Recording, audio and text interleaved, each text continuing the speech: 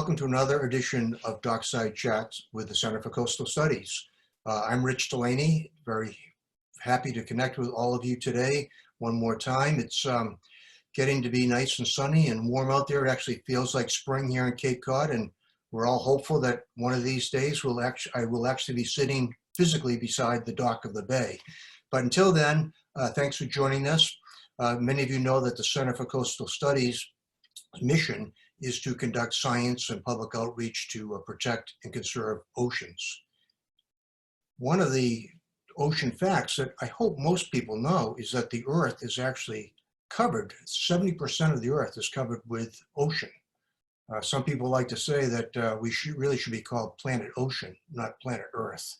But nevertheless, one of the major focuses of our study and research at the center is to monitor the quality of ocean water. We've been doing this for a couple of decades now, and I'm really happy that this morning, Jenny Burkhardt, who is from our water quality department and a marine biologist there, will be able to explain to you some of our work, not only with our annual water quality monitoring, which is important to understand the trends of the condition of the water, but also to tell us a little bit about a new threat that we're very concerned about and need to learn about, which is called ocean acidification. So Jenny, thanks so much for being here. Please tell us a little bit about your work with water quality monitoring. Thank you, Rich, for having us here today. My name is Jenny Burkhardt, and I work for the Water Quality Monitoring Program at the Center for Coastal Studies.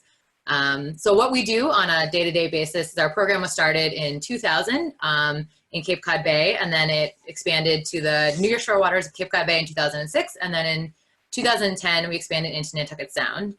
So we have a water quality monitoring program that we monitor the waters from May to October typically. We look for parameters such as dissolved oxygen, temperature, salinity, and then the big thing is we're looking at nutrients in the water, so mostly nitrogen, but also phosphorus.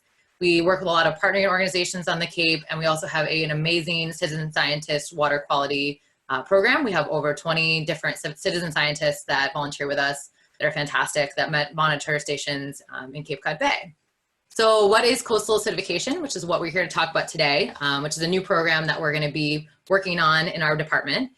So coastal acidification is a combination of ocean acidification, which is a change in ocean chemistry caused by the excess carbon dioxide being absorbed into the water by the atmosphere. And also the coastal part is the addition of nutrient runoff and more local impacts from freshwater rivers and nutrient runoff. So the ocean basically is a large carbon sink, so it removes CO2 from the atmosphere. In fact, the surface layer absorbs 1/3 of all human released CO2. So ocean acidification is a direct result of climate change and our increase in the use of fossil fuels. So this causes the ocean water to become more acidic. The acidity of the ocean today is 25% higher than it was during pre-industrial times. So when the pH increases, it reduces the carbonate ions available for marine organisms like oysters, clams, and scallops to form the shells. This can have impacts on both the food web and therefore on commercial industries that are important on Cape Cod, such as fishing and aquaculture. So we recently received a grant from the Massachusetts Department of Marine Fisheries to expand and start incorporating coastal acidification into our daily monitoring activities at the center. So we're about to get that started in May, June, and hopefully that'll be able to let us look at local impacts to our local fishing and aquaculture industry, and we share all that data with all of our partner organizations and the public to be used in future management practices. Jenny, that was really terrific, and thank you so much for all the important work that you and your colleagues are doing in the Water Quality Monitoring Lab. It's a great example of what we call science that matters, science that helps people really understand what's happening to the oceans and what they can do to be better stewards. And if our visitors and our viewers want to learn more about both the Center for Coastal Studies and these individual programs, you can go to www.coastalstudies.org. And then if you look at our tab that says Water Quality Monitoring Program, a lot of the data that Jenny and her colleagues have collected over the years, site specifically, is available. So please do that. And also please join us again next week for another edition of Dockside Chats. We're available to talk to you and communicate with you via these virtual mechanisms, the web and our website and our Instagram and so forth. So let's stay in touch.